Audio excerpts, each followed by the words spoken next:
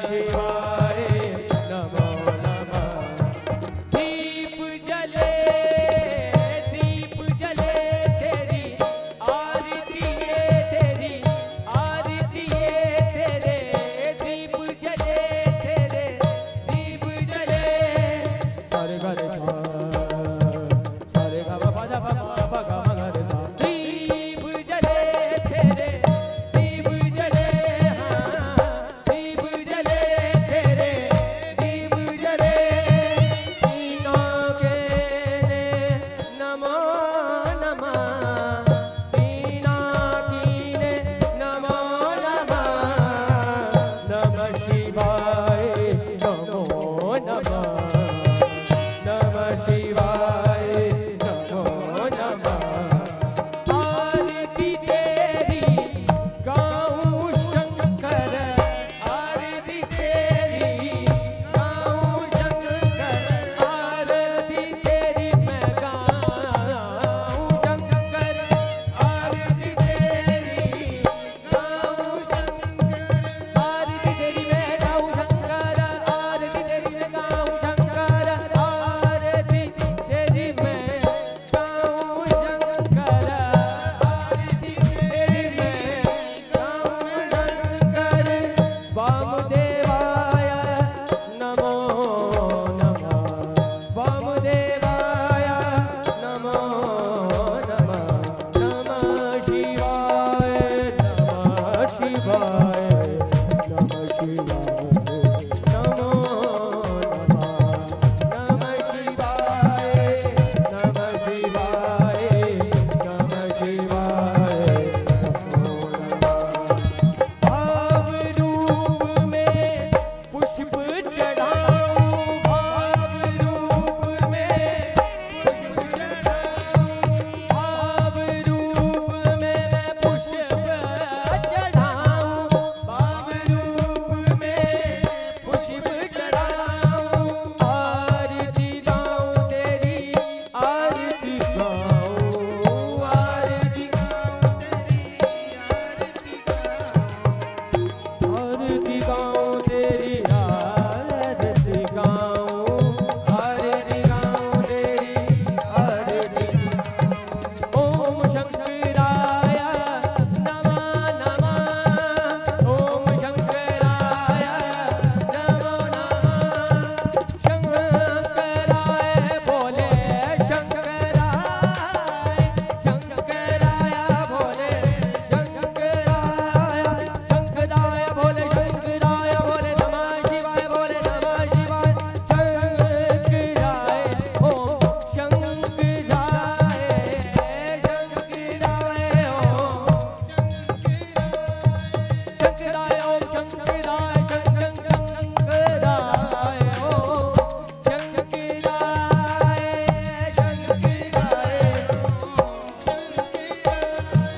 पाधा पाधा पमा पगा महे सा सारे गा रे सा सारे गा मा पाधा पमा पगा मा गा रे सा सा सा सा सा। शंकराय शिव शंकराय शंकराय शिव शंकराय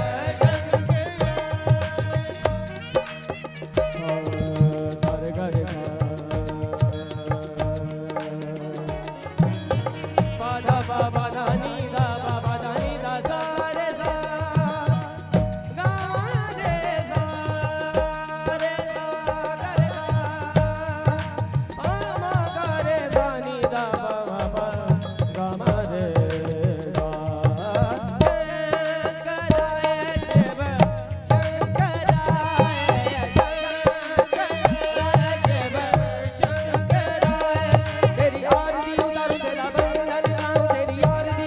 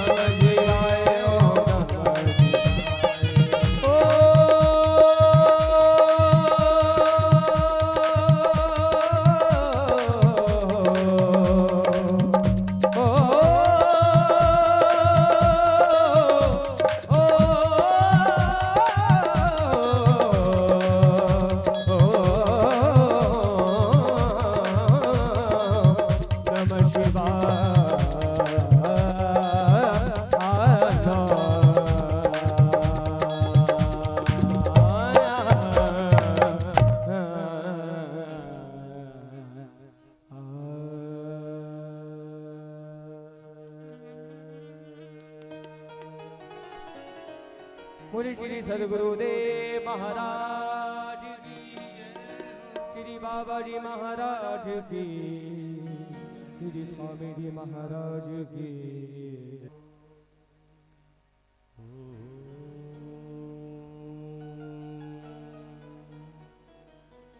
नमोऽस्तु गुरुवे तस्मै इष्टदेव स्वरूपिणे यस्यामृतं हन्ति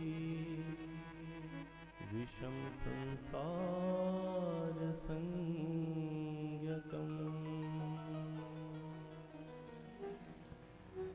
प्रथमे गुराजी को वंदना, द्वितीया आद गणेश,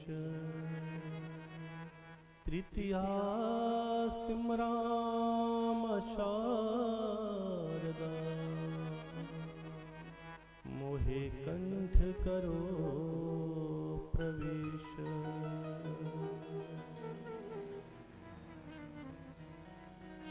अखंड मंडलाकारं व्यापितं येन चराचरं, तत्पदं दर्शितं येन तस्मै श्री गुरुवे नमः।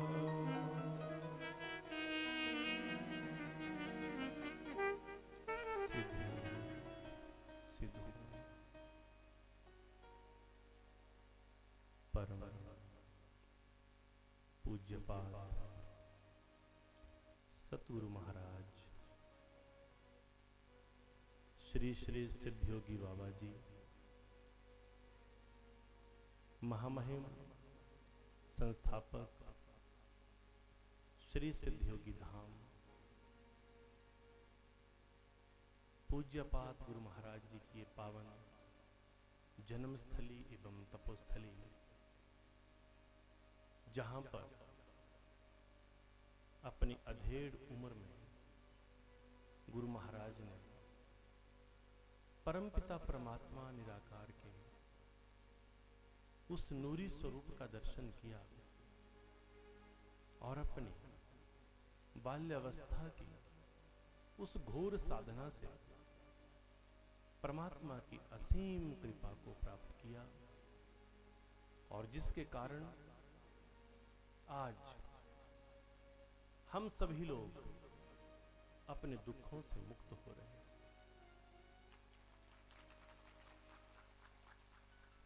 कोटि कोटि नमन करते हुए, कोटि कोटि वंदन करते हुए पूज्य पासत गुरु महाराज के चरणारविंद का बारंबार चिंतन करते हुए और निराकार परमात्मा भगवान महाशिव के उस अद्वितीय स्वरूप को नमन करते हुए एवं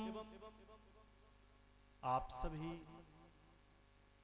मातृशक्ति, माताएं, बहनें, भाई बुजुर्ग, प्यारे बच्चे, आप सभी वो पुण्य आत्माएं जो अपने हृदय में भगवान के और गुरु चरणों के उस प्रेम को लेकर आए हैं, मीडिया की तरफ से पहुंचे हुए प्रेस क्लब के हमारे सभी के सभी सम्मानीय आदर के योग्य माननीय सदस्य, मैं सभी को बारंबार नमन करता हूं और सिद्धयोगी धाम ऑफिशियल यूट्यूब चैनल के माध्यम से संपूर्ण देश विदेश से इस पावन सत्संग का आनंद ले रही सभी पुण्य आत्माओं को मैं बारंबार नमन करता हूं और आप सभी के प्रेम को भगवान के श्री चरणों में, गुरु चरणों में अर्पण करते हुए सबसे पहले आप सभी का भव्य स्वागत एवं अभिनंदन करता हूं, जो आप सभी शरद महोत्सव मनाने के लिए हर वर्ष की भांति यहां पर उपस्थित हुए हैं। ये शरद महोत्सव भगवान कृष्ण कन्हैया लाल की विचित्र लीलाओं का एक सूक्ष्म रूप है। जिस प्रकार शरद ऋतु का आगमन होता है और शरद पूर्णिमा में गोपिकाओं के हृदय के उस वास्तविक रहस्य को उजागर करते हुए भगवान कृष्ण ने महारास का आयोजन किया। ये रास लीला महारास जब एक स्त्री और पुरुष का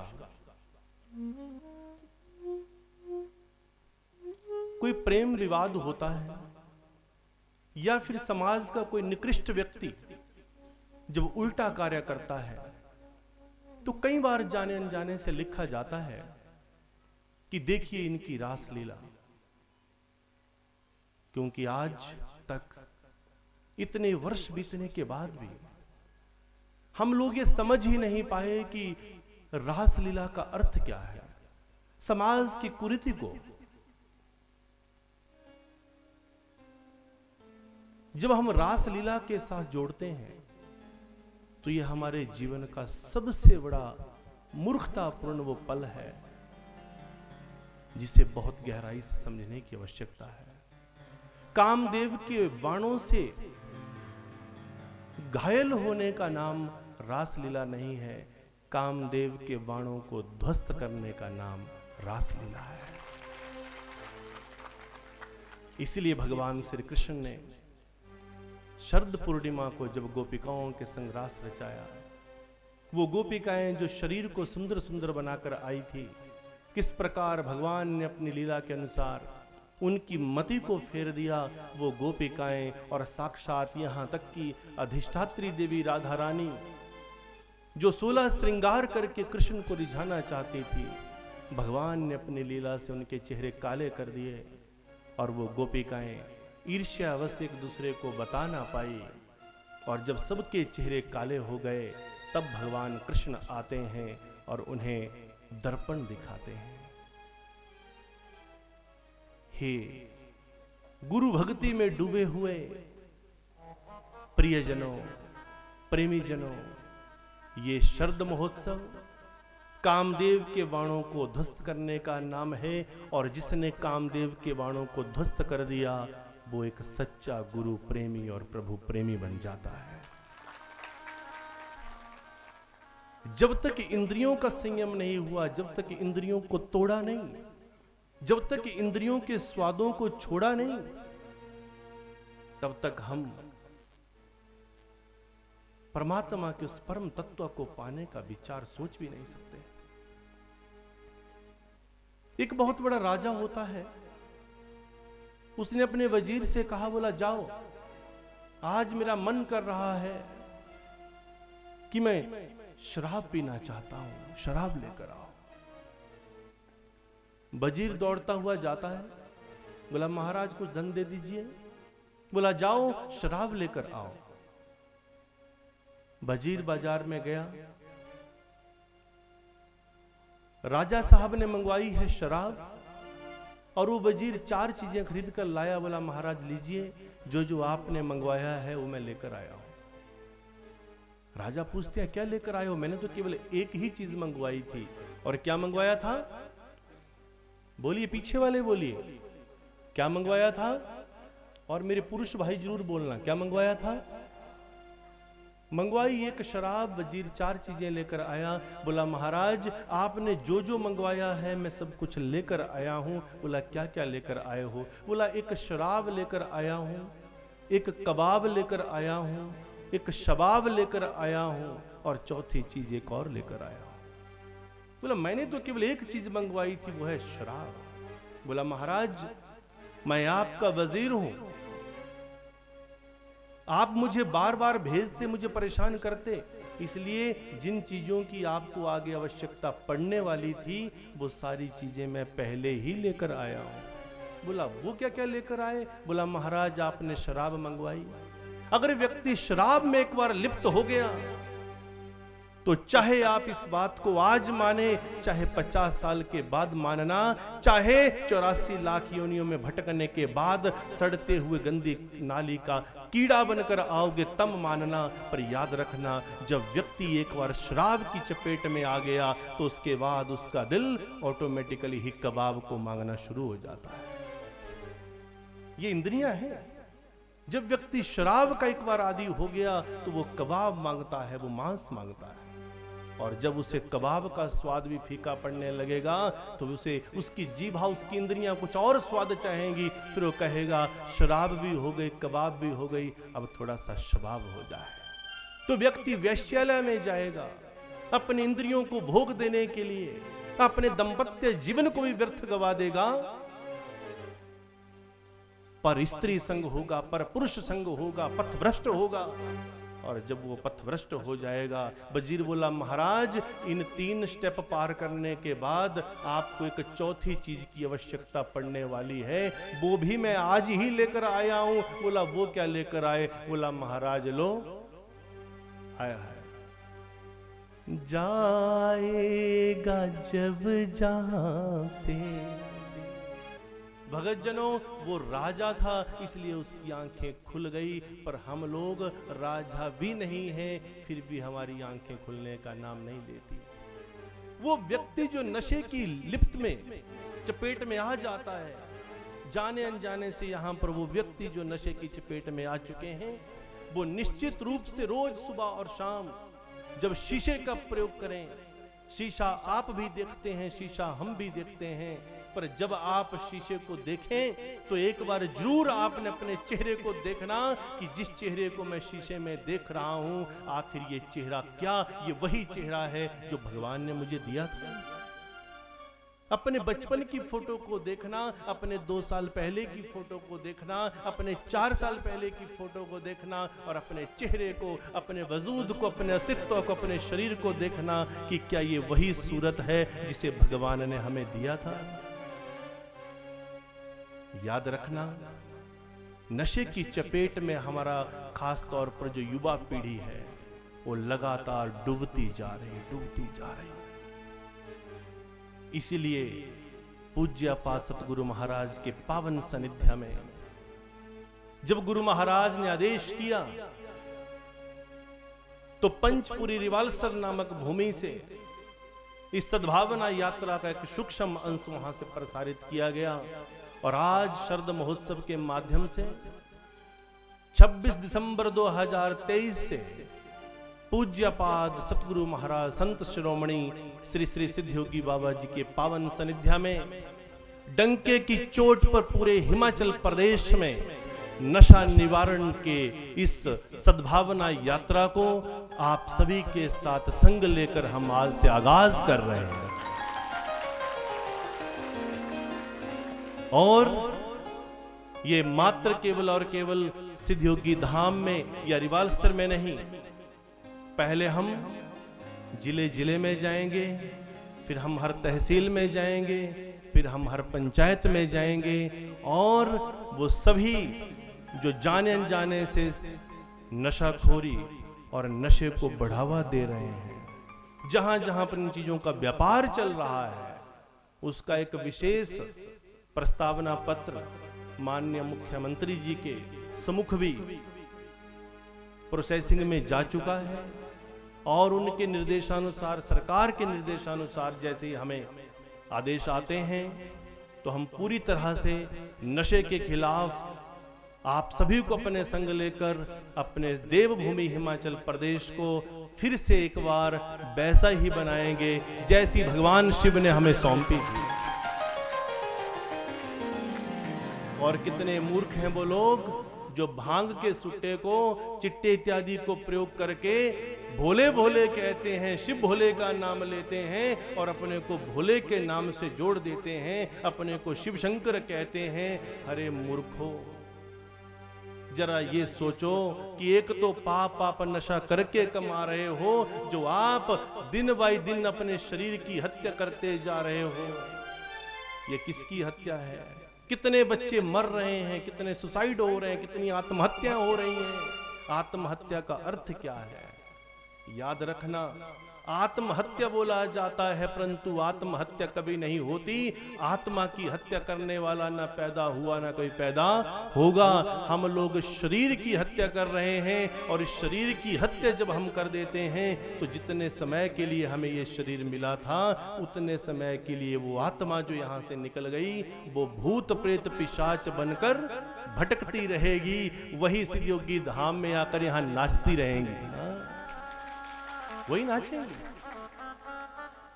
कैसे बचेंगे नशे से? नशे से बचने का उपाय क्या है? एक बच्चा बड़ा नशे से पीड़ित हो गया,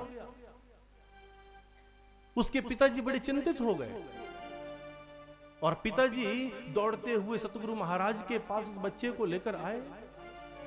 गुरु महाराज पूछते हैं क्या बात है? बोला मेरा ये बच्चा नशे से पीड़ित है, छोड़ना चाहता है पर छोड़ नहीं पा रहा।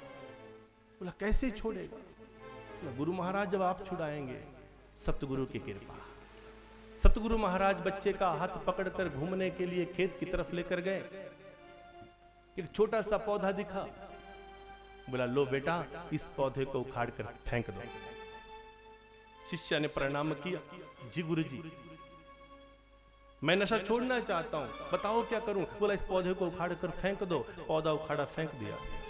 थोड़ा आगे गए, थोड़ा सा बड़ा पौधा था, बोला इसे भी उखाड़ो फेंक दो, फेंक दिया।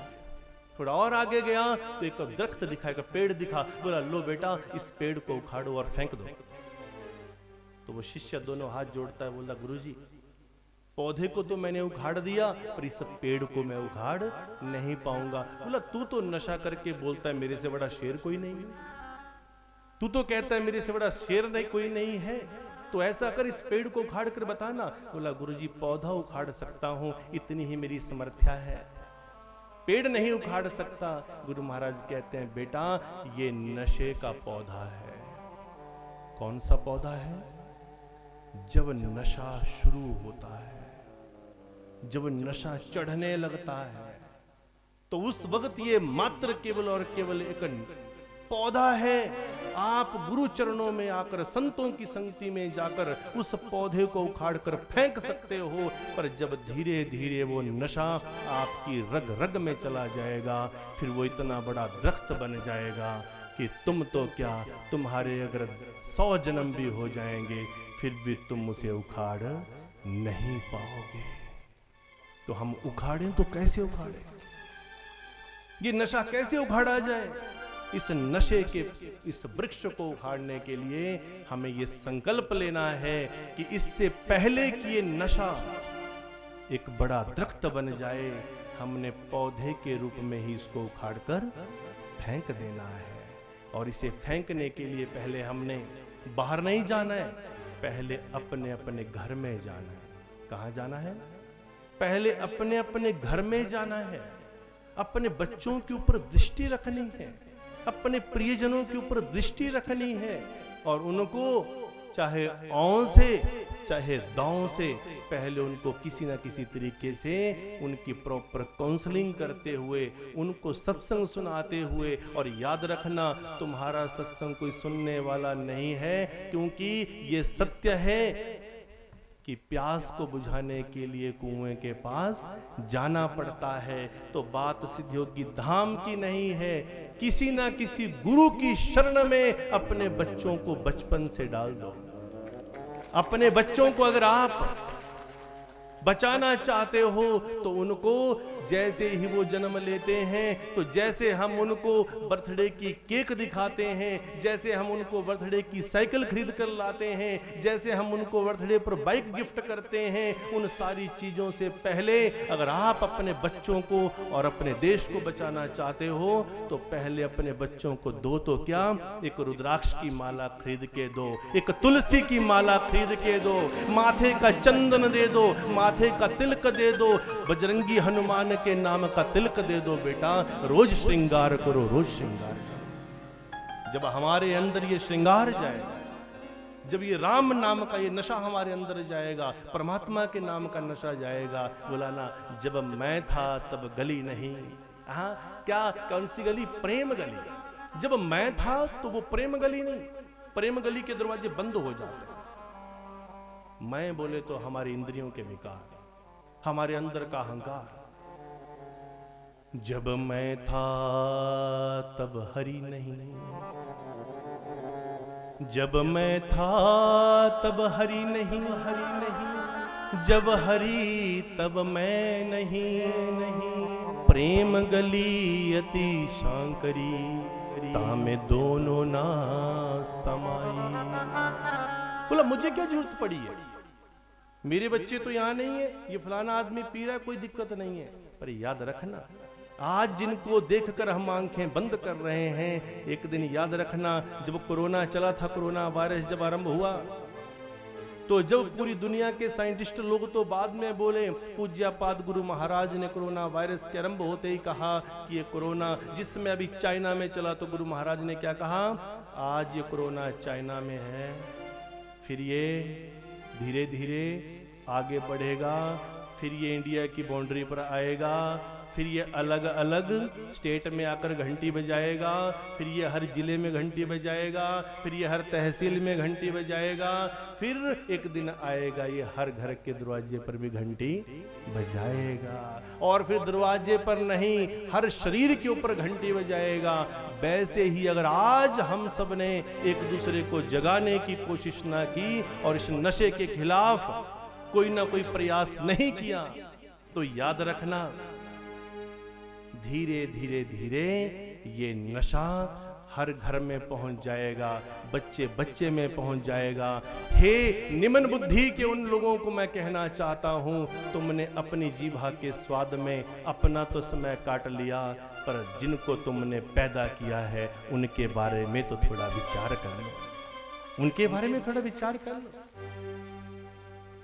तो आइए नशा निवारण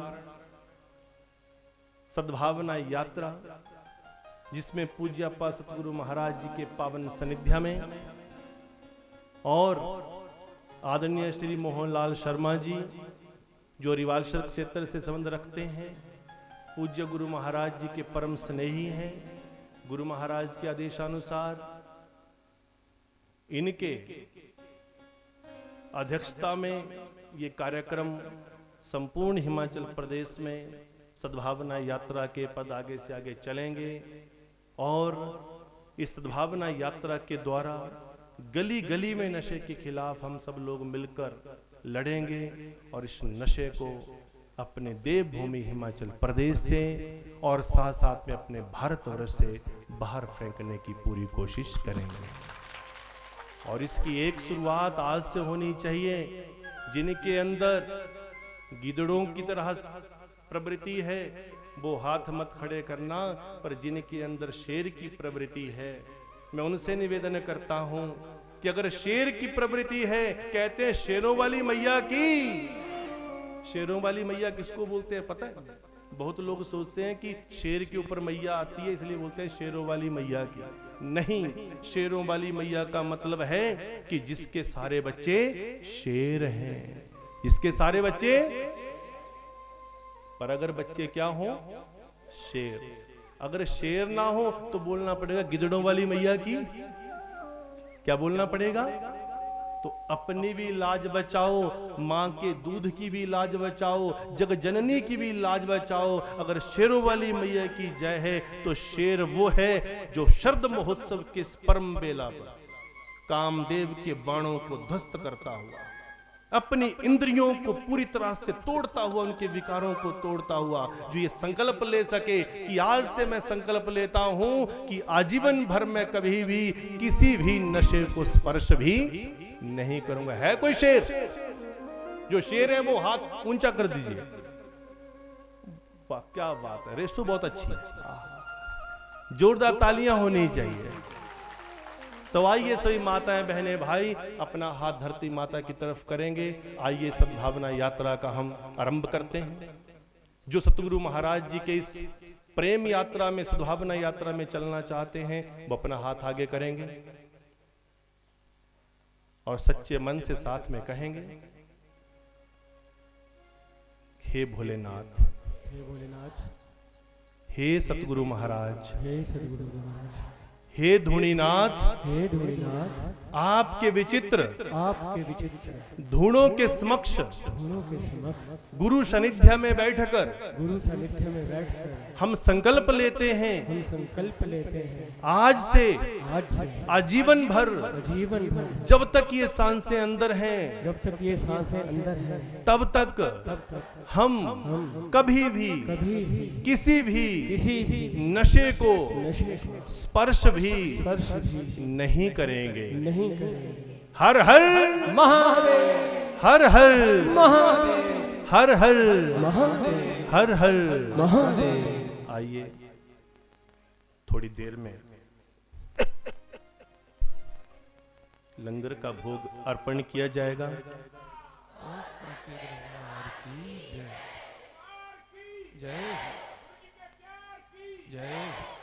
पूज्यपाद सतगुरु महाराज जी के पावन सानिध्य में बैठकर थोड़ा सा शुभ आशीर्वाद वचन प्राप्त करें और तदोपरांत लंगर का भोग लगेगा। सभी बारी बारी से बड़े प्रेम से आहुतियां भी अर्पण करेंगे और लंगर प्रसाद छोड़कर कोई ना जाए, सबसे निवेदन रहेगा। कोई चिंता ना करें, क्योंकि पहले व्यवस्थाओं में दिक्कत आती थी। अभी बड़ी सुंदर बेला है, पीछे बहुत बड़े बड़े खेत खाली हैं जहां पर भंडारे की व्यवस्था की गई है। ये गुरु महाराज जी का प्यार है। कहते हैं कि सिद्ध योगी बाबा जी परनाल वाले, तो परनाल वाले बाबा जी कैसे हैं कि खास तौर पर परनाल वालों के साथ इतना प्यार है कि परनाल वालों ने अपने पूरे के पूरे खेत खाली छोड़ दिए हैं कि बाबा जी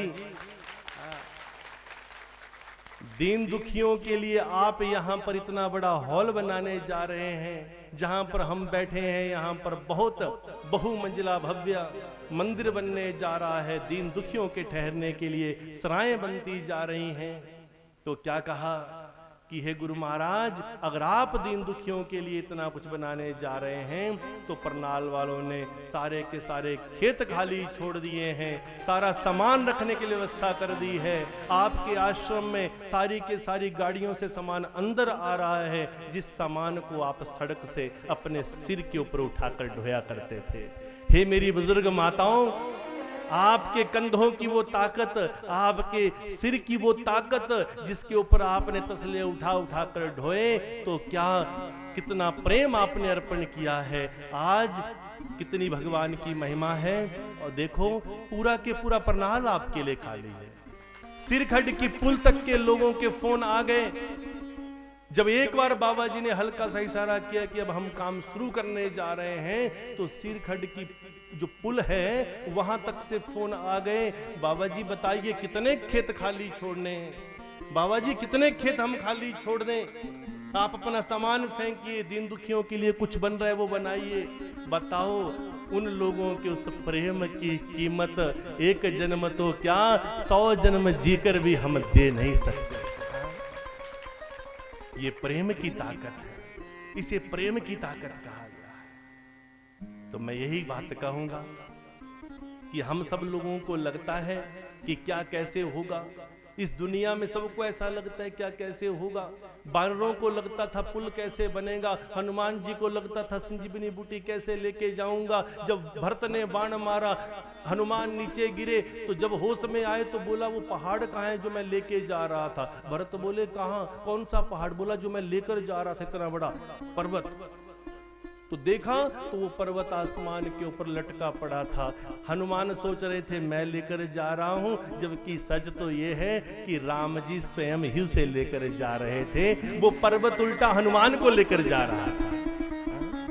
तो अर्थ क्या है, हम सब इस पिक्चर के छोटे मोटे हमें रोल मिले हुए हैं। करने वाले तो अपने आप सरकार बैठी हैं, वो अपने आप सब कुछ करते जाते हैं। हाँ? सतगुरु महाराज की, सिद्ध योगी धाम की, मैं कठपुतली गुरु जी तेरे चरणन की, मैं कठपुतली गुरु जी तेरे चरणन की। आइए शुभ आशीर्वाद प्राप्त करते हैं। सतगुरु महाराज की, सिद्ध योगी धाम की। सिद्धों सिद्धो भोलेनाथ की जय सत सनातन धर्म की जय सत्य की जय पुण्य की जय आप सभी पवित्र आत्माओं का सिद्धयोगी धाम में हार्दिक स्वागत अभिनंदन। साथ में प्रथम बार मीडिया बंधु हमारे बीच में आए हैं, ये पहली बार हो रहा है। आप भी हैरान होंगे, बल्कि पूरे देश में जहाँ जहाँ हमारे कार्यक्रम होते हैं वहाँ भी आज तक हमने मीडिया में कभी भी नहीं दिया है। तो मैं ये समझता हूँ कि भगवान शिव की परम आज्ञा से ही अनुभूति प्राप्त हुई कि आज आपको सादर आमंत्रित करें। और आप सभी, मुझे लग रहा है कि साधारण आत्माएं नहीं हैं, क्योंकि इस आश्रम में, ये गरीबों का आश्रम है, इसमें कभी भी एडवर्टाइजमेंट, मीडिया, ये यहाँ की बात वहाँ करना, ये कभी नहीं हुआ है। प्रथम बार भगवान शिव ने आज्ञा दी है, और वो भी चंद एक लोगों को। तो इसमें जो मीडिया बंधु हमारे नहीं आए उनसे भी क्षमा मांगता हूँ कि आप को नहीं बुला पाए। अगले 26 अप्रैल के भंडारे में हुआ तो आप सभी को सादर आमंत्रित करेंगे। आपका भी हार्दिक स्वागत अभिनंदन। आज विशेषकर अपनी माताओं से पूछना चाहूँगा कि एक बच्चा जब पैदा होता है तो बहुत कठिनाई होती है। बच्चे पैदा करना आसान नहीं है। अगर बच्चा एक बार पैदा हो जाए, उसके बाद उसका लालन पालन लगभग 3 साल तक बहुत कठिन है, अति कठिन। माँ गीले में सोती है, बच्चे को सूखे में सुलाती है, और रात कब बीत गई ये माँ को पता ही नहीं चलता। सबसे कठिन माँ का संबंध है। पिता फिर भी थोड़ी देर परे को होके सो सकता है, लेकिन माँ नहीं। उस बच्चे को पैदा करने में इतना कठिनाई होती है, लालन पालन में लगभग 25 वर्ष लग जाते हैं। वो बच्चा नशे की गंदी आदत, विशेषकर जो नशा चिट्टा आजकल सुनते हैं आप, कोई इंजेक्शन में भर के लगा रहा है। साधारण इंजेक्शन पीसीएम लगाना हो या दूसरे डाइक्लोफेनेक वगैरह लगाने हो, कितनी दर्द होती है। लेकिन हमारे बच्चे, युवा पीढ़ी आज बड़े संकट की घड़ी है। आज सबसे बड़ा संकट यही सनातन है। नशों से दूर रहना ही सनातन है। हम सनातन को समझ नहीं पा रहे हैं। इसलिए आज आवश्यकता पड़ी कि समाज के तीसरा बहुत बड़ा स्तंभ मीडिया होता है। मीडिया कोई साधारण बात नहीं है। मीडिया चाहे तो अपने बल पर ही इस नशे का उन्मूलन कर सकता है। जब तक मीडिया हमारा, हम जागरूक नहीं करेंगे अपने मीडिया को, और मीडिया समाज की बुराई को दिखाने की एक आंख है। उस आंख को हमें बल देना होगा कि नहीं, ये नहीं सोचना है कि ये रामेश्वर का लड़का चिट्टा पी रहा है, मेरा नहीं। ये इस माई का बच्चा है, उस ताई का बच्चा है, हमारा नहीं। एक दिन हमारा भी पीना शुरू करेगा, खाना शुरू करेगा इंजेक्शन के रूप से। ये बहुत हार्मफुल केमिकल है।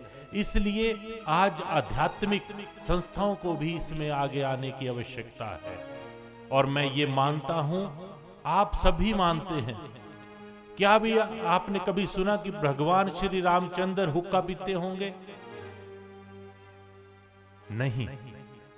किसी ऐसे सिद्ध शक्ति का नाम बताओ कि वो ऐसा दुर्व्यसन करती होगी? कभी नहीं हो सकता। इसलिए धर्म स्थानों पे अवश्य जाएं। इस लड़ाई में ना रहें कि हिंदू, मुस्लिम, सिख, ईसाई, ये अलग वो अलग। भगवान सब जगह सर्वव्यापक है। वो गुरु नानक भी वही शिव है, ईसा मसीह भी वही शिव है। शिव दो नहीं, एक ही है। अल्लाह, वाहिगुरु, ये सब उसके अलग अलग डिफरेंट नाम है, वो एक है। जब हम सबको पता है तो आज जो स्वामी जी महाराज ने प्रतिज्ञा का आगाज किया है, उस प्रतिज्ञा से क्या ये संभव है? यस। ऐसी कोई दवाई नहीं बनी जो चिट्टे से मुक्ति दे सकती है। दवाइयां नहीं होती, दिमाग होता है। जब हमारे ब्रेन में उस तरह का नॉलेज जाएगा, ज्ञान जाएगा, तो हम ऑटोमेटिकली ही उन चीजों से दूर होना शुरू हो जाते हैं। हमें कैसे दूर होना है कि एक हमने अपने पे ऊपर विचार करना है कि मैंने अपने, सबसे बड़ा हमारा धर्म क्या है? अपने माता पिता के प्रति, कि जिस मां ने हमें बड़ा करने के लिए 25 वर्ष का योगदान दिया है, रात दिन हमें पैसा देने से माता पिता कभी गुरेज नहीं करते, चाहे कर्जा उठा के दे। उस माँ बाप के लिए हम जरा भी नहीं सोचते एकदम से चीटा खाना प्रारंभ कर रहे हैं, कोई भांग के नशे में, इवन शराब का नशा भी बहुत भयानक है। लेकिन इन सब नशों में सबसे भयानक है जो नशा मृत्यु है, जीवन का क्षय कर देता है। उसके लिए अगर हम सत्संग में जाते हैं, ऐसे स्थानों पे जाते हैं, ये जरूरी नहीं कि सिद्ध योगी धाम में आए, कहीं भी जहां हरि कीर्तन हो रहा है, हरि कथा हो रही है, हम अपने बच्चे को 3 घंटे मूवी दिखा सकते हैं, वो चीज दिखा सकते हैं जो उसके जीवन में कभी होनी ही नहीं है, लेकिन जो उसके पल पल में एक सांस श्वास में हो रही है, उसको हम अपने बच्चे को ले जाना सोचते हैं कि ये रूढ़िवादी और गरीब लोग कथा में जाते हैं, अमीरों की नहीं होती कथा। ये हमारे मन का दुर्विचार है। आज से एक प्रतिज्ञा ले कि अपने बच्चों को सत्संग रूपी अमृत का स्नान अवश्य करवाएं, ताकि दुर्व्यसनों से सदा के लिए दूर रहें। एक बार ये बिगड़ने की जो आयु है, किशोरावस्था है, लगभग 10 वर्ष से लेके 20 वर्ष तक की आयु में बच्चा आउट ऑफ सिलेबस जाएगा। अगर उसमें हमने उसे संभाल लिया, समझ लेना हर जगह से रोका जा सकता है बच्चे को। ठीक है, बड़ा अधिकारी नहीं बना, बहुत बड़ा पैसे का मालिक नहीं बना, गरीब ही सही, लेकिन अगर नशे से मुक्त किसी माँ का घर में आप देखते हैं, बच्चा अगर नशे से दूध आता है घर में, तो आपको आनंद आता है? नहीं, उसका सारा सुख चैन खत्म हो जाता है। इसलिए हमने एक प्रतिज्ञा लेनी है कि अपने बच्चों को ऐसे स्थानों पर अवश्य ले जाएं जहां ज्ञान बांटा जाता हो और सेवा में लगाएं। जब हमारा बच्चा, घर में भी बच्चों से सेवा करवाएं, ये नहीं कि आश्रम में ही सेवा होती है, घर में भी ये नहीं करना कि आज भी मैं देख रहा हूं समाज में भी कुप्रथा है कि लड़कियों से हम काम करवाते हैं, लड़कों से नहीं करवाते हैं। ऐसा मत करो, बच्चों से, बच्चे हैं वो, लड़का लड़की कोई बात नहीं है, दोनों से समान मात्रा में काम करवाएं, तो उस बच्चे में जब वो काम में व्यस्त रहेगा, खाली मन शैतान का घर होता है, तो उसे खाली मत छोड़ो। इसलिए अपनी वाणी को ज्यादा नशे के ऊपर बात ना करते हुए सिर्फ ये कहता हूं कि हमने अपने घर से शुरुआत करनी है। और शर्म नहीं है इस बात की कि मेरा बच्चा अगर नशे की तरफ जा रहा है तो शर्म की बात छुपाते रहो, छुपाना नहीं, उसे उजागर करो, उस बच्चे की टाइम रहते ट्रीटमेंट करो। मेडिकल साइंस में भी प्रोविजंस रहेंगे उसमें, लेकिन सबसे बड़ा प्रोविजन आध्यात्मिक साइंस में है कि उसके ब्रेन में ऐसी चीजें डालो ताकि उसे खुद पता चले कि मैंने राम के उपासक बनना है या रावण के, ये हमें तय करना है। वृंदावन बांके बिहारी लाल की जय, शिव शंकर महादेव की जय। अध्यात्म वो ज्ञान और विज्ञान है। साइंस तो साइंस है अकेली, लेकिन अध्यात्म ज्ञान भी है और विज्ञान भी है। जब हम आध्यात्मिक हो जाते हैं तो हमारे अंदर से दुर्व्यसन अपने आप ही स्वतः ही दूर होना प्रारंभ हो जाते हैं। इसलिए आज आवश्यकता सिर्फ श्री कृष्ण के द्वारा कंस के वध सुनाने की नहीं है, कथाओं में भी आवश्यकता है। मैं सभी अपने विद्वान आचार्य भाइयों से प्रार्थना करता हूं, बड़े सिद्ध पीठाधीश्वर जो महाराज हैं हमारे पूरे हिंदुस्तान में, हर संत से अपील करता हूं कि आप अपने प्रवचन में ज्यादा नहीं तो 20 मिनट नशा निवारण पे लगाएं, तो हिंदुस्तान से निश्चित रूप से नशा मुक्त हो जाएगा हिंदुस्तान। और इन्हीं शब्दों के साथ वृंदावन जो हमारे बंधु आए हैं प्रेस के, उन सब का धन्यवाद करता हूं और प्रार्थना करता हूं कि ज़्यादा से ज़्यादा जगह पे इस अभियान में हमारा साथ दें। मैं चाहूँगा कि मीडिया भी इसमें हमारे साथ हो। शुरुआती दौर में हमारा जो टारगेट है वो है डिस्ट्रिक्ट लेवल। जितने हमारे 12 जिले हैं, उन 12 जिलों में हर डिस्ट्रिक्ट लेवल पे हम डीसी साहब के सौजन्य से एसपी साहब को साथ में लेके इसको करेंगे। और भी जो सामाजिक संस्थाएं, महिला मंडल हैं, वो इसमें आगे बढ़ चढ़ कर आए, युवा मंडल इसमें आए, क्योंकि युवा मंडल और महिला मंडल के ऊपर पूरा देश डिपेंड करता है। अगर दोनों आपके साथ जुड़ जाते हैं तो निश्चित रूप से इस नशा कुछ नहीं है। जब शुरू में आता है तो हम आगे से आगे उसे फैलने का मौका देते हैं। जैसे स्वामी जी ने कहा, छोटा सा पौधा है, उसे उखाड़ा जा सकता है, कोई बहुत बड़ी बात नहीं है आज की डेट में। लेकिन जब ये ज्यादा फैल जाएगा तो आप देखेंगे कि विदेशों की भी इसमें चाल है ताकि हमारा युवा कमजोर हो जाए। और सबसे बड़ी कमजोरी ये कैसी रहेगी, आप देखेंगे सड़कों पे गिरे हुए बच्चे मैं कई जगह देख रहा हूँ, वो ऐसे हैं, उन्हें कोई पता नहीं है कि वो कौन है। तो दूसरे के ज्ञान से आवश्यक है कि हमें स्वयं को समझना पड़ेगा। ये मनुष्य जीवन बहुत दुर्लभ है, बार बार नहीं मिलता। अगर ऐसे हम यूं ही गवा देंगे तो कब हमने पढ़ाई करनी है, कब माता पिता का कर्ज तो कोई अदा नहीं कर सकता, पर कम से कम उनकी आंखों में आंसू तो ना लाएं। यही बहुत बड़ा उनके ऊपर हमारा एक तरह से एहसान होगा। अगर हम किसी माँ के बच्चे, किसी पिता के बच्चे अगर नशे से दूर हैं तो बहुत आनंद में वो माता पिता रहते हैं। अगर उनका बच्चा 100 नहीं कमाता, 10 रुपए कमाता है, वो खुश रहते हैं अगर नशे से दूर है बच्चा। पैसा कमाना कोई बहुत बड़ी बात नहीं है, बड़ी बात है नशे से रहित परिवार अगर हमारा है। इसलिए आज से सभी यहाँ पर बैठे हुए पवित्र आत्माएं, बल्कि मैं तो कहता हूँ कि मांस मदिरा से भी धीरे धीरे दूरी बनाएं। मांस मदिरा में भी कुछ नहीं है। जब भगवान की मार पड़ती है तो देखना गले का कैंसर हो जाता है, उस दिन हमें तो खाना खाने से भी परहेज करना पड़ता है। और एक दिन हम बोलते बीड़ी छोड़ो, आप नहीं छोड़ते, लेकिन जब लंग्स का कैंसर होता है तो आपको सांस लेना भी मुश्किल हो जाता है। इसलिए आप देख रहे हैं कुछ समय में एक चेंज जरूर आया है कि धूम्रपान थोड़ा कम हो रहा है। ये क्यों हुआ ऐसा? क्या कोई दवाई दी? नहीं, दवाई सबसे बड़ी दिमाग की होती है। दिमाग में, ब्रेन में कुछ ऐसा नॉलेज डाल दो, लोगों को समझ आ गई कि नहीं धुआं क्या अंदर लेके बाहर फेंका, समझ आ गई। वो किस चीज से हुआ? वो भी मीडिया का प्रभाव है। मैं तो सबसे बड़ी ताकत मीडिया को ही कहता हूं। अगर मीडिया हमारा जितना सजग हो जाता है, आप देखते हैं जब मीडिया बार बार इसको फिल्माता है चीजों को कि एक बच्चा गिर रहा है बार बार सड़क पे और 20 दिन के बाद वो मर जाता है, तो अगले 20 बच्चों को और ज्ञान उससे होता है। देखा देखी में हम सीखते हैं। इसलिए कोशिश करें कि आपके इर्द गिर्द जहां कोई ऐसा नशे में धुत कोई व्यक्ति है उस पर दया करें। उसे ये नहीं सोचे कि मेरा नहीं है, पड़ा रहने दो। उठाओ उसे, समझाओ, धीरे धीरे घर ले जाओ, उसे वैसा माहौल दो। अगर वो कुछ समय के बाद उस माहौल में उसमें चेंजेस आ जाते हैं। ऐसा कभी नहीं होता कि मनुष्य में चेंज नहीं हो सकते, क्योंकि पहले भी वो वैसा नहीं था। चेंजेस आए, वो नशे में चला गया, अब दोबारा चेंजेस आएंगे, वो दोबारा से ठीक हो सकता है। तो चलो अब जो हमारा भगवान से मिलने का थोड़ा सा प्रयास है उसकी तरफ चलते हैं कि ऐसा करना क्यों है, सिद्धयोगी धाम में आप आए क्यों हैं। जब कई वर्ष पहले की बात है, बाल्यावस्था में मैं 5-7 वर्ष की आयु में, तो मुझे लगता था कि ईश्वर कहाँ है। आपको भी लगता होगा ईश्वर कहाँ है, ईश्वर को मिल कैसे सकते हैं, भोलेनाथ कहाँ होते होंगे, कहाँ मिलते होंगे। तो मैं आपको सत्य कहूं तो हमारे घर में धूप ज्योत ये नहीं होता था। गुरु महाराज से जुड़े हुए थे, वहां धूप ज्योत करते ही नहीं थे, तो इस प्रकार का माहौल था।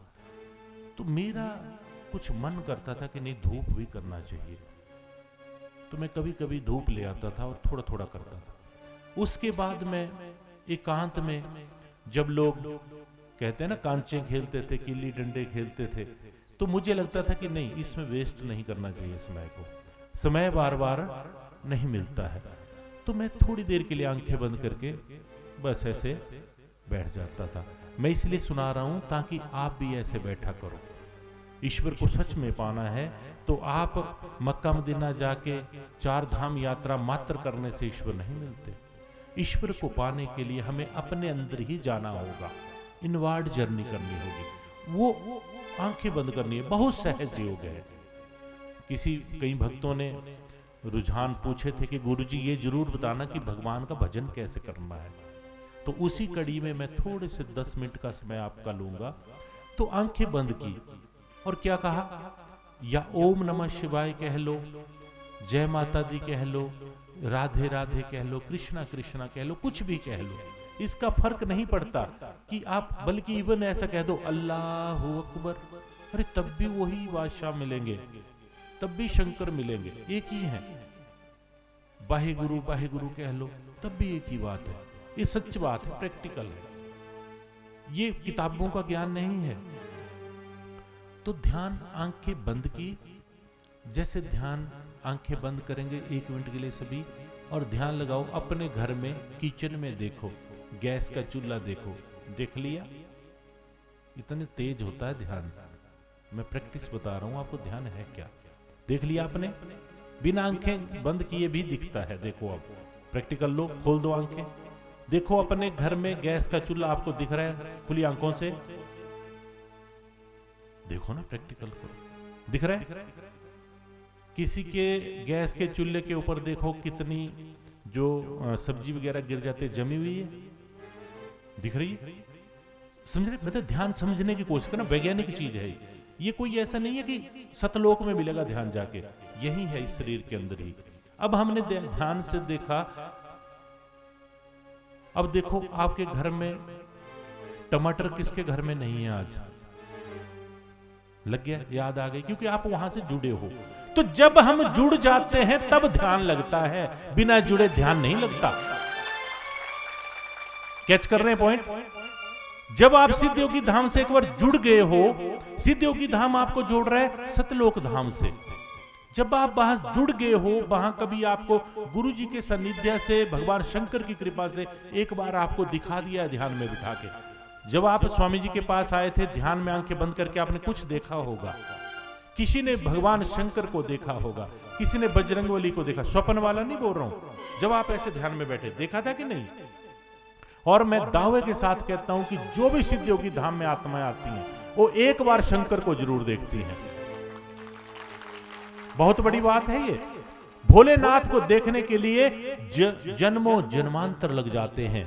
साधुओं के ऊपर बामी तक जम जाते हैं भोलेनाथ के दर्शन करने के लिए। और आप मात्र 4-5 शनिवार में ऐसे बैठते हो कि नहीं? और कुछ ही क्षणों के अंदर आप भगवान शंकर को, बाबा बालकनाथ को, अपने कुल इष्ट को देखते हो कि नहीं? स्वप्न की बात नहीं कर रहा हूं, जीते जागते। तब बोलते जीवत मरिए भवजल तरिए। जब एक बार हमने मिलवा दिया आपको, मिल गए आप। इतना सहज योग कलयुग में ही संभव है, बाकी युगों में इतना सरलता नहीं थी भगवान के मिलन की। अब जब देख लिया वहां, अब मैंने कहा बाबा बालकनाथ जी के दर्शन ध्यान में बैठ के कितने लोगों ने किए? हाथ खड़ा करें। काफी बड़ा आंकड़ा है, थोड़ी सी संख्या में किए हैं कि नहीं? अब मैं कहूं कि बाबा जी के चिमटे को देखो अभी धुने में है कि नहीं, तो आपने एक बार देख लिया है तो चिमटा भी आपको नजर आएगा। जैसे आपको अपना गैस का चूल्हा बंद है, अब जब आप ध्यान की शक्ति बढ़ाओगे तो एक दिन उस गैस के चूल्हे को, वैज्ञानिक तथ्य हैं इसके पीछे, आप ऑन भी कर सकते हो यहां बैठे बैठे। कैसे? अजीब सी बात है। अरे जब आपका बच्चा बुक कुछ नहीं पढ़ता है, इंग्लिश की किताब है या मान लो साइंस की, उसने कोई भी चैप्टर नहीं पढ़े हैं, मैं बोलूं बेटा आपको 5वें चैप्टर में तीसरा क्वेश्चन कौन सा है, तो उसे पता है। लेकिन जिस दिन उसने उस बुक को 5वें चैप्टर तक पढ़ लिया होगा, तो मैं बोलूं 5वें चैप्टर का तीसरा क्वेश्चन कौन सा है और लर्न किया होगा, तो वो बता पाएगा कि नहीं? तो ये कर्म भूमि है, करने का मार्ग है। सिर्फ गुरु दीक्षा लेने से शंकर नहीं मिलेंगे, उसके अकॉर्डिंगली आपको मेहनत करना पड़ेगी और लर्न करना पड़ेगा। लर्न क्या? Practice makes a man perfect. आपको बार बार प्रैक्टिस करनी है। हम बार बार रोज क्यों करते हैं धूप ज्योत? रोज क्यों बोलते हैं ओम नमः शिवाय, ओम नमः शिवाय? क्या होता है? बार बार बोल के क्या होगा? सोचो, वैज्ञानिक तथ्य है इसके पीछे। आपके देश का नाम क्या है? सभी को पता है, भारत। लेकिन जब बच्चा छोटा सा होता है, उसे नहीं है पता, तो उसे कौन याद करवाता है? मां, प्रथम गुरु। कैच कर रहे पॉइंट? दूसरा गुरु कोई टीचर स्कूल में मिलेगा, जब उसे पूरा जीवन भर भारत भारत सुनने में मिल रहा है, दिखने में भी मिल रहा है, सुनाने में मिल रहा है, तो उसके नॉलेज में आ गया भारत।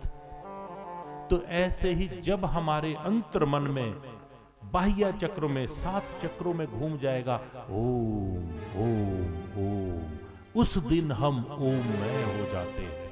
बस इतना सा।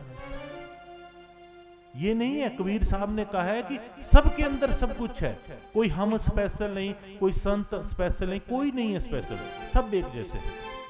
जिसने जैसे मेहनत की, एक क्लास में 80 बच्चे पढ़ रहे हैं, कोई 40% लेता है, कोई 80 लेता है। टीचर एक ही है पढ़ाने वाला और एक जैसा पढ़ाने वाला है, अलग अलग से नहीं पढ़ाता बच्चों को। फिर भी एक जैसा कलम दे दो, एक जैसा पेन दे दो, एक जैसा लिखने के लिए मटेरियल दे दो, फिर भी सबके मार्क्स अलग अलग क्यों आते हैं?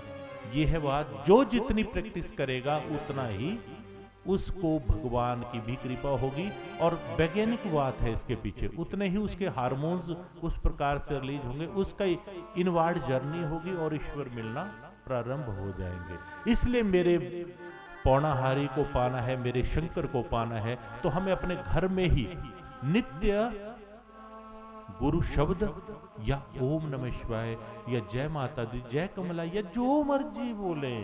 मैं तो कहता हूं ऐसा कहना, अपने मां का नाम ले लेना, तो भी मेरी दुर्गा माता ही मिलेंगी आपको।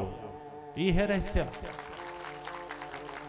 शब्द के भेर में मत रहना कि ये कहूं या ये कहूं, जो आपको अच्छा लगता है वो कहो।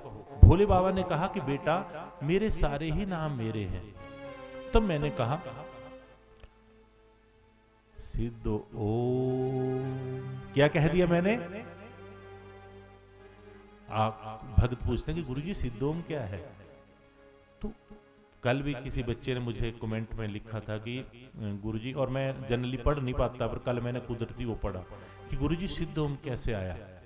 तो सिद्ध ओम आया नहीं, कोई पैदा नहीं किया जा सकता, कोई बनाया नहीं जा सकता, कोई मिटाया नहीं जा सकता। ये ओमकार ही है।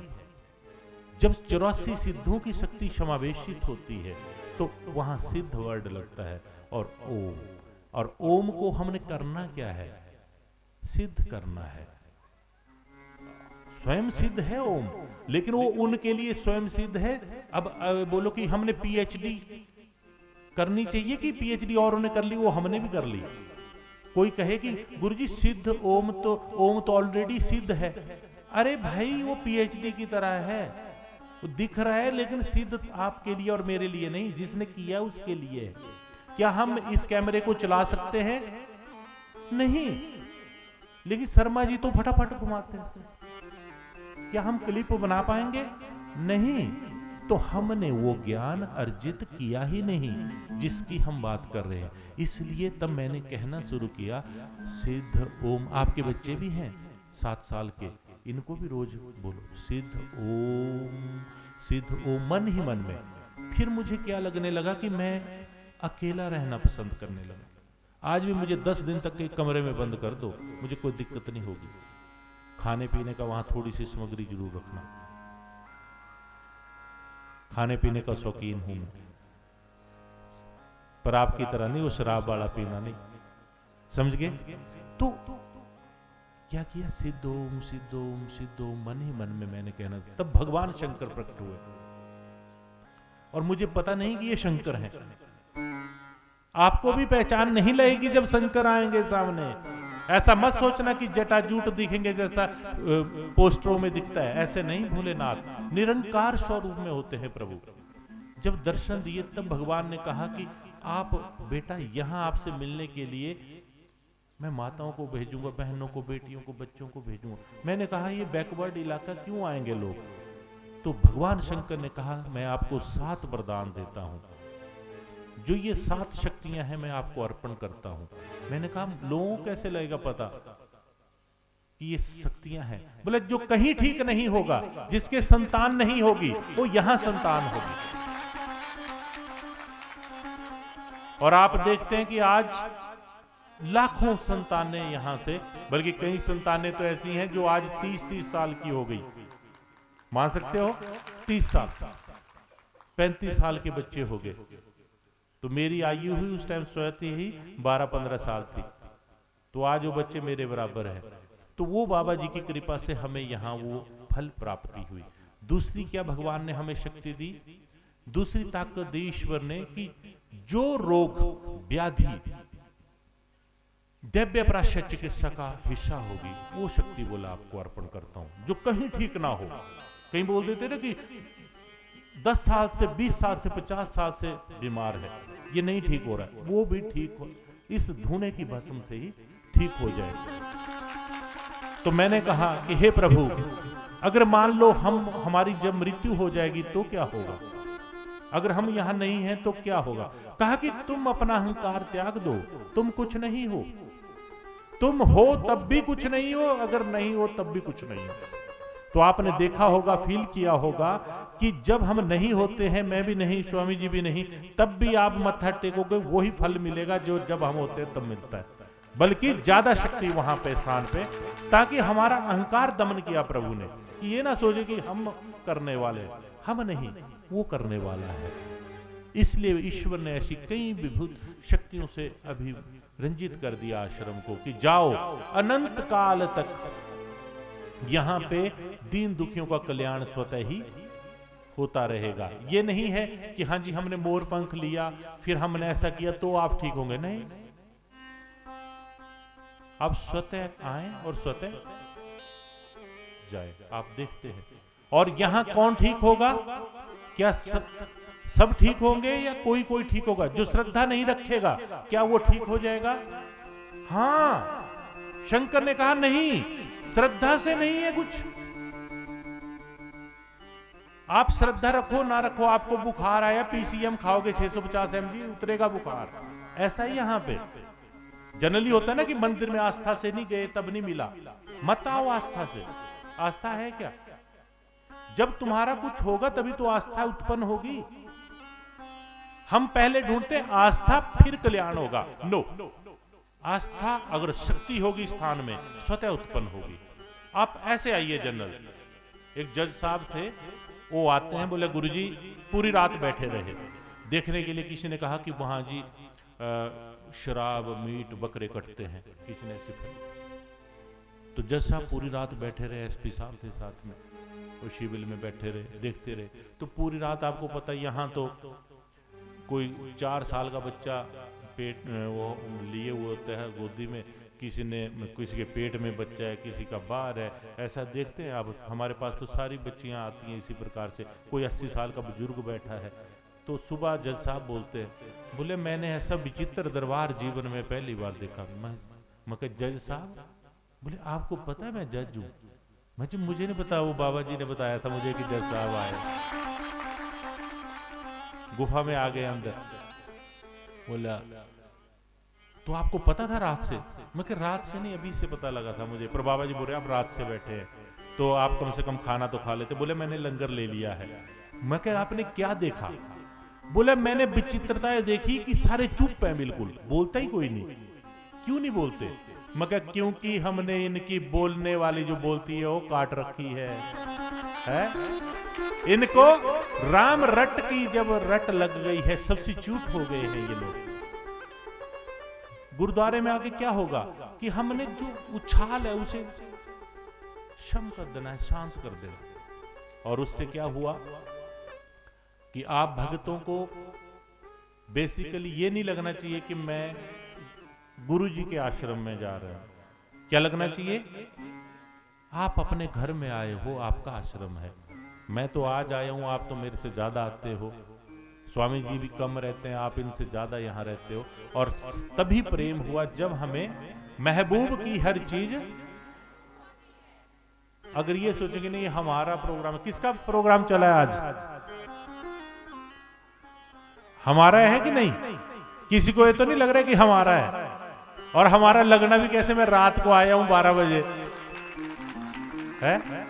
आपने सारी सेवा की, आपने सारा अरेंजमेंट्स किए, सब कुछ आपने किया हुआ है, इसलिए ये आपका ही है और आपको भी पता है, इसको बताने की आवश्यकता नहीं है। तो जब हम आंखें बंद करके बैठेंगे तो सिद्ध ओम स्टार्टिंग शब्द है, छोटा शब्द है, उससे जब बोलना शुरू करेंगे हम बड़े मन में, क्या हम नहा के सिद्ध ओम बोले या बिना नहाए? कोई फर्क नहीं। नहा के बोलना चाहिए, अच्छी बात है, नहाना चाहिए। लेकिन मान लो आपके पास पानी नहीं है 10 दिन तक, तो क्या आप सिद्ध ओम नहीं बोलेंगे, भगवान का भजन नहीं करेंगे? समझो। अगर पानी भी है लेकिन समय नहीं है, अरे भाई नहीं नहा पाए कोई बात नहीं, लेकिन शब्द जपना नहीं छोड़ना है। क्या माताएं अशुद्ध अवस्था में शब्द बोल सकती हैं? यस। भगवान कभी नहीं कहता कि ये अशुद्ध अवस्था है, बल्कि मैं भी खुद गलत बोल रहा हूं ये शब्द। ये तो प्रकृति की एक प्रोसेस है। अशुद्धि कौन सी हो गई? जिस अशुद्धि से हमारे जैसे संतों का निर्माण होता है, वो अशुद्ध कैसे हो सकती है अवस्था?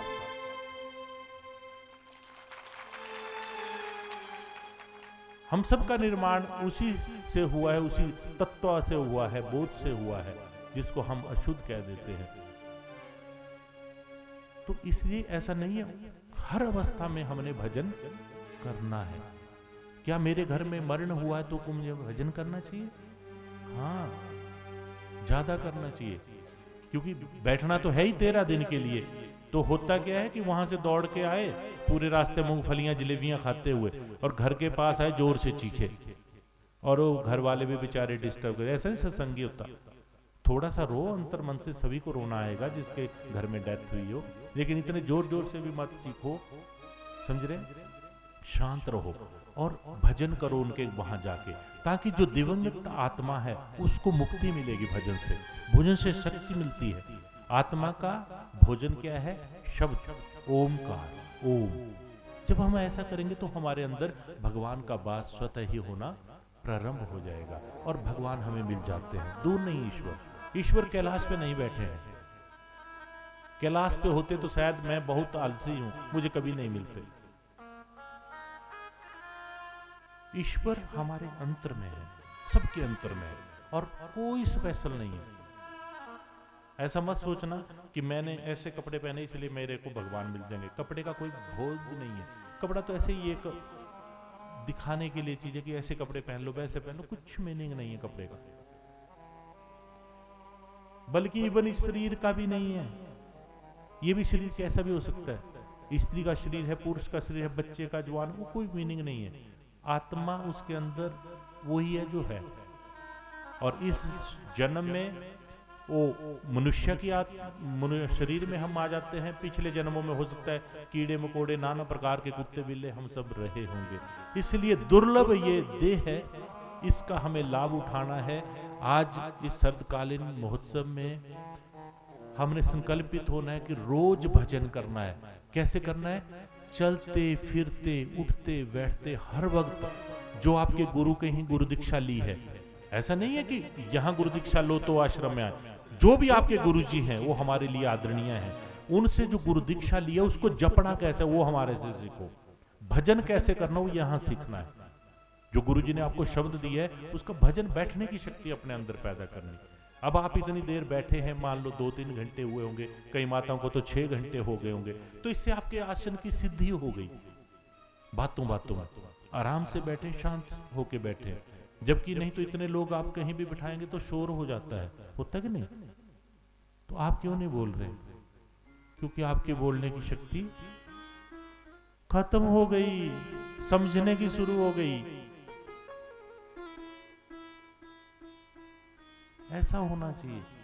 जब टीचर क्लास में पढ़ा रहे होते हैं तो जो बच्चे बकवास करते रहते, पीछे बोलते रहते हैं, उनको अच्छा मानते हैं टीचर की? नहीं ना, बोलते हैं कि ये शरारती है, ऐसा नहीं होना चाहिए। तो सिद्ध योगी धाम में इसका मतलब ये हुआ कि शरारती बच्चे कोई भी नहीं है, ये हुआ इसका मीनिंग। सब चुप है, चाहे नलायक भी हैं कहीं बीच में बैठे हुए नलायक बच्चे भी है कहीं। हमने बोल देना हम बैठेंगे ध्यान में, और बैठना है नहीं, ले गुरु जी कर लो क्या करना। ऐसे भी है कहीं बीच में, ढीठ होते हैं कई बच्चे, पूरे ढीठ हैं कई। कईयों को मैं 20 साल से बोल रहा हूं, अरे माई मर जाएगी, थोड़ी देर भजन कर लिया कर। गुरुजी कराई, और रिजल्ट शून्य। तो इसलिए जीवन का कोई पता नहीं, कल भी हमने रहना कि नहीं। ये नहीं होता कि जिनकी 80 साल उम्र है उन्होंने जाना कल, हम भी जा सकते हैं, आप भी जा सकते, कोई भी जा सकता है। शरीर के हिसाब से मृत्यु नहीं है। कभी ऐसा मत सोचना कि एज के हिसाब से मृत्यु होती है, नहीं। मृत्यु कभी भी हो सकती है। मृत्यु का कोई समय मनुष्य को पता नहीं है, लेकिन भगवान ने निश्चित किया हो तो वो कभी भी हो सकती है।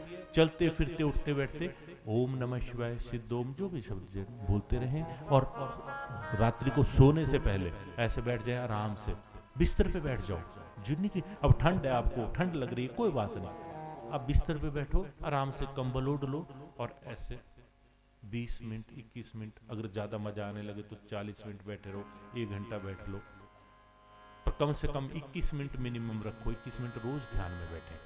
अच्छा, ध्यान में क्या देखना है? जो मर्जी दिखे, आप क्यों चिंता करते हो? उसकी कृपा होगी तो स्वतः ही दिखना शुरू हो जाएगा।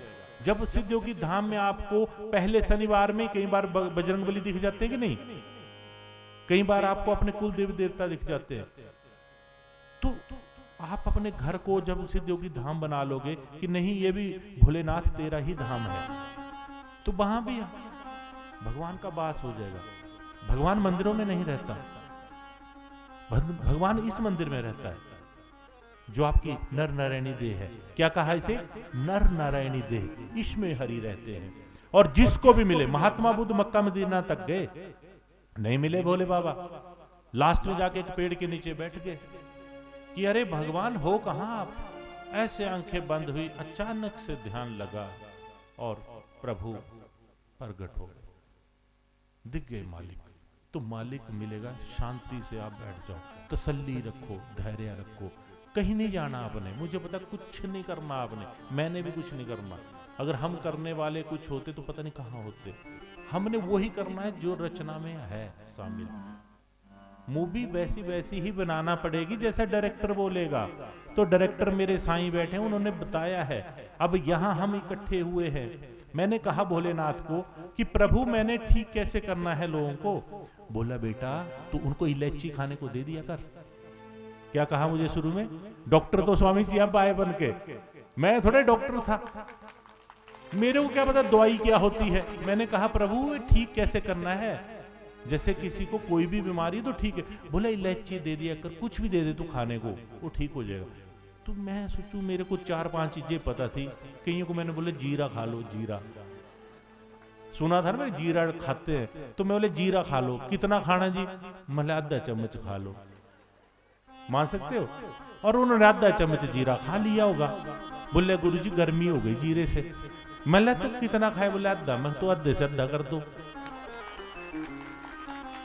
और फिर आधे से बोले वो भी गर्मी कर रहा है। मैं तो 2-4 दाने ले लो, होता कैसा जीरा दिखाओ तो सही। देखा मैं वाकई ये तो बड़ा खतरनाक है जीरा है। कई साल तक उनको अजवाइन, मेथी, ये जो मन में आता था वो मैं बोल दिया। तो मैंने भोलेनाथ को कहा कि प्रभु ऐसा कैसे हो सकता है कि बीमारी हो आदमी को कोई और उसे वो जीरा खिला दो। बोले गोमूत्र पिला दिया कर। उस टाइम गोमूत्र कोई नहीं जानता था।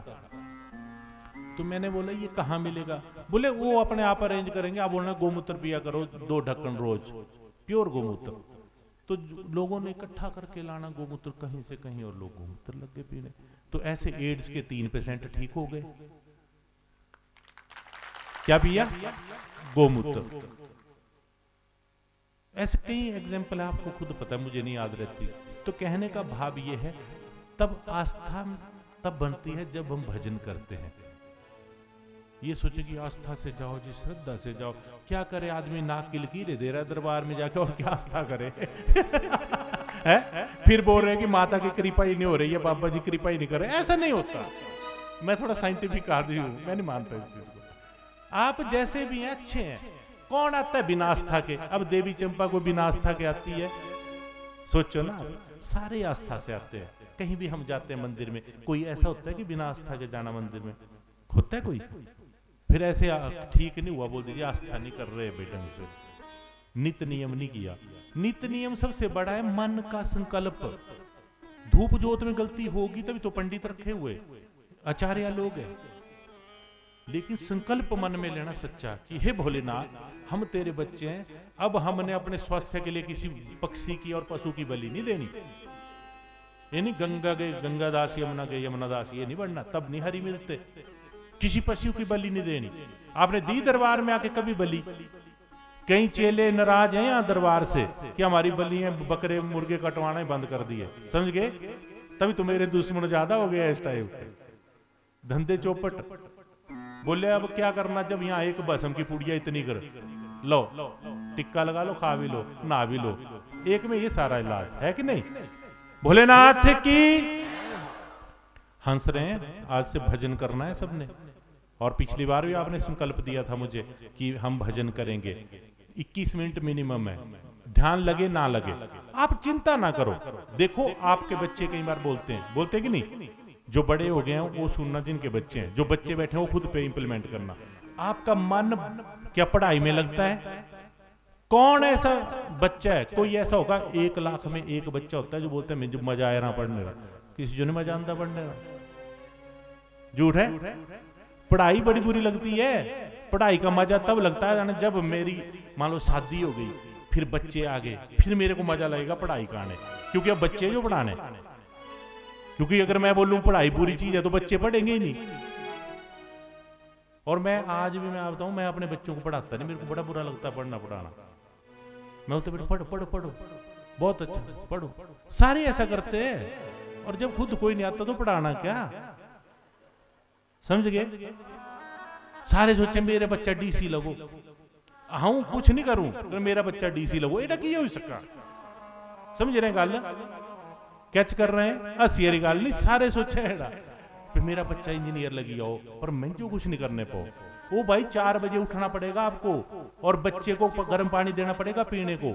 ले बेटा पी पानी, फिर चाय ले बेटा 1 घंटे बाद, और बेटा पढ़ अलर्ट होके। अगर आप सोए रहेंगे आपका बच्चा बिल्कुल नहीं पढ़ेगा।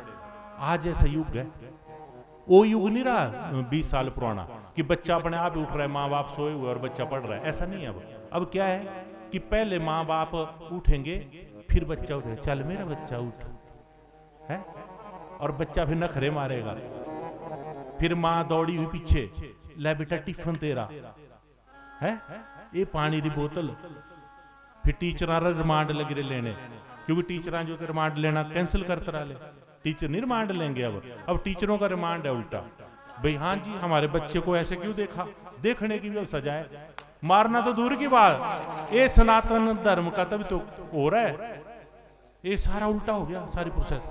जबकि टीचर के हाथ में स्टिक दे दो, आज भी जरूरी है चीज। जोर से नहीं मारना, धीरे मारे, पर डर तो रखो। भगवान शंकर ने तो नागों को बोला कि यार लोग मदानियों में लग गए छोड़ने। समझ रहे भाषा? तो बोला कि महाराज शंकर के पास गए भी, लोगों ने तो बुरा हाल कर दिया हमारा। भोलेनाथ ने बोला डसो मत, किसी को फंकार तो रखो। समझ गए? तो टीचर और माँ बाप का खौफ बहुत जरूरी है अगर सोसाइटी को हमने सही रखना है। जहां डर नहीं वहां क्या, वहां घर नहीं। डर बहुत इंपॉर्टेंट चीज है। समझ गए? अब आपको हम ढीला छोड़ दें, आपने तो यहां भी शराब लग जाना पीने, कईयों ने पे नहीं बोलते गुरुजी कुछ नहीं, चला पी लो कुछ नहीं कि गलत। सुर में आ जाते थे जब चिमटे की लगी 4-4 और मारा। अब तो सड़क पे भी चले हो तो भी पता होता है कि नहीं इधर से नहीं निकलना भाई। तो खौफ पैदा करना पड़ा। हमें इच्छा नहीं थी मारने की, कोई हमें मजा थोड़ा, हमें ये लगा कि नहीं यार सभ्यता बनाने के लिए इनको ये इनके दिमाग में डालना पड़ेगा कि नहीं शराब ऐसे इतने सरेआम मत पियो। तब ये कारण है कि आज अब बड़े कम लोग शराब से भी दूर हो रहे हैं, या पिए तो घर में पी रहे हैं चुपचाप। सिविलाइजेशन इसी का तो नाम है। तो चलो, तो बच्चे लोग समझ रहे हैं जिनको ये जीवन मिला बेटा बार बार नहीं मिलता, अपनी पढ़ाई पे ध्यान दो, ज्यादा से ज्यादा पढ़ो। आज अब मैं बोलूं मैंने पढ़ना, मेरी पढ़ाई खत्म है अब। समझ गए? आपकी भी पढ़ाई खत्म है, ज्यादातर माता पिता जितने भी हैं। तो बच्चों को अब हम जोर लगा रहे हैं, और अपने को रखो उस बाल्यावस्था में। क्या हम पढ़ते थे ना? तो सबका ही बाल्यापन ऐसा होता है। बाल्यावस्था को आवश्यकता है एक बाड़ लगाने की, एक ऐसी कांटेदार तार लगाने की ताकि हमारी बाल्यावस्था सेफ रहे। इसलिए बच्चों को बाड़ जरूर लगाओ, इन्हें खुला नहीं छोड़ो, इन्हें ऐसे स्थानों पे, धार्मिक स्थानों पे ले जाओ ताकि कम से कम आपके बच्चे आ जाएं तो आप फ्री हैं कि बच्चे आज बीड़ी नहीं पी रहे। उन्हें कम से कम आज के लिए तो सेफ हैं आप कि बच्चे का शनिवार और संडे बीत गया गुरुजी के दरबार में, आज नहीं पी इन्होंने बीड़ी। सीसीटीवी लगे हुए सब जगह, मैं देखता भी रहता हूं, ऊपर कोई पी तो नहीं रहा। और मुझे भी इतना भरोसा है कि यहां कोई भी ऐसा नहीं कर, कम से कम शराब पी के नहीं कर सकता, या चुपके से आ गया हो, बैठ गया हो, चला गया हो, अलग चीज है। कि लगता है आपको पी सकता है यहां कोई? नहीं। तो क्यों नहीं? क्योंकि ऐसा बनाना पड़ता है जैसा हमें चाहिए। इसलिए जिसका जो जीवन है, मनुष्य जीवन बहुत दुर्लभ है।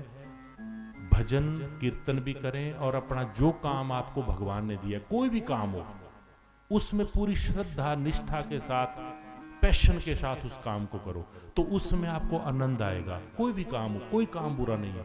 सब काम जो आपको ईश्वर ने दिए, चाहे आप कोई भी नौकरी करते हैं, दुकान करते हैं, बिजनेस करते हैं, पढ़ाई करते हैं, पढ़ाते हैं, गुरुजन है हमारे, कोई भी है, आप दिल से पढ़ाओ। टीचर भी हैं तो आप ये नहीं सोचो कि मैंने मैथमेटिक्स ही पढ़ाना, मैथ तो पढ़ाना ही है, मैथ का टीचर है, वो तो दिया ही है, उसकी तो तनख्वाह मिल रही है, लेकिन मैथ के अतिरिक्त आप उस बच्चे के अंदर संस्कार भी डालो, उसे बीड़ी सिगरेट नशों से दूर रहने की आदत डालो धीरे धीरे, क्योंकि माँ बाप ने बड़े भरोसे के साथ भेजा होता है। जैसे आप गुरुद्वारे में आए हैं, बड़े भरोसे से आए हैं कि नहीं? आपको पता है कि नहीं जी वहां भूखे भी नहीं रह सकते, वहां नहाने को पानी भी चाहे खुद गर्म करना पड़े पर मिल जाएगा, है ऐसा कि नहीं? तो ऐसा ही भरोसा स्कूल में होता है जब हम अपने बच्चों को भेजते हैं। तो टीचर जितने भी यहाँ पे विराजमान हैं, गुरुजन हमारे, उनसे चरणों में विनती है कि वो उन बच्चों में जो आप पढ़ाते हैं उसके अतिरिक्त भी कुछ पढ़ाओ उनको, उनके अंदर ये डालो कि भाई नशे से आपने 100% दूर रहना है। आप धीरे धीरे बोलोगे ना, बच्चों में सारे वो चीजें चली जाती हैं जो हम बोलते हैं। तो स्वामी जी के साथ अब चलते हैं, एक भजन का आनंद लेते हैं, और जिसको देरी हो रही हो वो बारी बारी से फिर आ भी सकते हैं, सामने से निकल के धूने के तरफ भी चलेंगे, हवन भी करेंगे और उसके बाद लंगर भी लेंगे।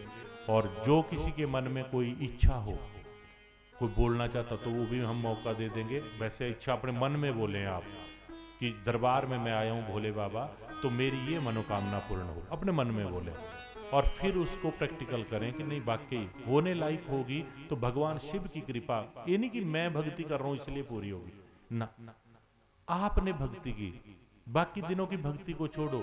यही बहुत बड़ी भक्ति है कि आप सुबह से आए हुए, ठंड में आए हुए कि नहीं, अभी तो आपको किसी को ठंड तो नहीं लग रही,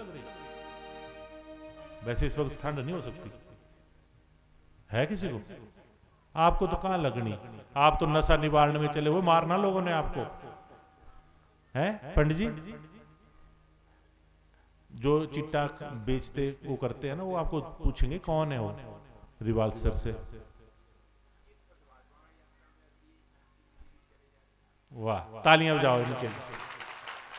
क्या बोला पंडित जी ने कि इस सद्भावना यात्रा में अगर जिंदगी भी चली जाए तो कोई बात नहीं, सही बात है, इस सद्भावना यात्रा से लाभ होगा, ऐसा नहीं है। धीरे धीरे जब लोग आप जुड़ेंगे तो वो चीजें खत्म होने शुरू हो जाती हैं। एक समय था जब आप सुनते होंगे कि जाहू से अंदर को आते थे तो भाई बड़े बड़े गुंडागर्दी थी, सुनी थी भाई जी, 50 रुपए के चक्कर में चाकू मार देते थे, सुना है आपने? अब तो नहीं मारते, क्यों? सोचो, शुरुआती दौर में पुलिस से भी काबू नहीं आते थे ये लोग, जो इस तरह के लोग थे। क्यों नहीं आते थे? क्योंकि 3 जिलों का संगम था ये। तो रात्रि को हम नाके लगाते थे, आपको अंदर की एक रहस्य बता दूं, पुलिस लेते थे, भराड़ी से लेते थे, उधर जाऊ से लेते थे, उधर बलद्वाड़ा से लेते, क्योंकि तीनों जिलों का संगम है। तो होता क्या था कि वो बंदा उस जिले में चले जाना, तो उधर की तो पुलिस है नहीं, तो हम तीनों जगह से लेते थे पुलिस वाले साथ में, और रात को 12-1 बजे तक ये जो देरा वाली सिरखड्ड है परे को, इसमें नाके लगाने हमने अपने बंदे लेके। तो उनको कई बार पकड़े हमने, तो ज्यादा असर तो मैंने ढोलकी भिजवा दी यहाँ ले आके, पता है आपको? नहीं है पता? अरे भगत बना दिए, ढोलकी बजाओ, लंगर खाओ, आनंद लो।